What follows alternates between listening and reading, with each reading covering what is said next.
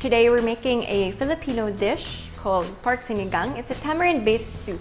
And we're gonna try this using the Instant Pot today. It's fairly easy. We'll use the limited ingredients we have at home, but you can easily add as you'd like. So we've chopped onions, tomatoes, garlic, okra, and then later on, we'll add our leftover bokchoy. Start by setting your Instant Pot on saute and doing an initial boil to remove scum. You can either remove this scum using a shallow strainer or drain the water if you want cleaner soup.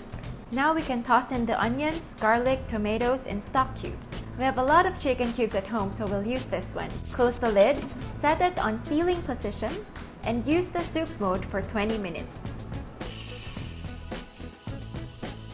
Once it's finished, set it back to saute mode, add in your sinigang mix and vegetables, then cook for a few minutes until it boils. Ayan na! Ready to serve for the family!